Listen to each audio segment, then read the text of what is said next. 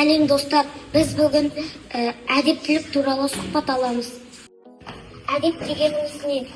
Автобуста біз жүргенде үлкендерге орын беріп, оларға жақсы сөз айтамыз. Автобустың үстінде соққанның дауысын қатты қоюға болмайды. Дастарханның үстінде телефон қарауға болмайды. Сабақтың үстінде шулауға болмайды. Сен соңғы рет кімге көмектестің? Үлкен өзімді есікті ашты, онда чемодандар болды. Кеше әжекеге біз отырдық. Анашыма пирог істеп көмектестім. Анама жинауға көмектестім. Сен телефон соған мені алып.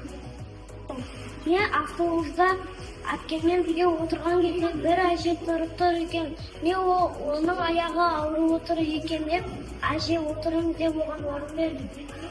Егер саған біреу көмектессе, не істер едің? Оған үлкен рахмет айтып, оған өзінің жақсылығын қайтарамыз.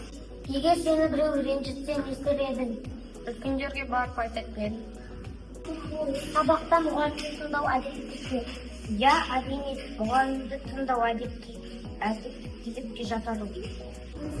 Қонақ келгенде өзіңді қалай ұстанасың? Қатты күлмеу керек. Тамақтарды көп жеу керек.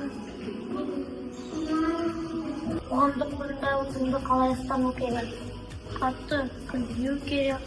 Қатты ағаламау керек. Қатты сөйлемеу.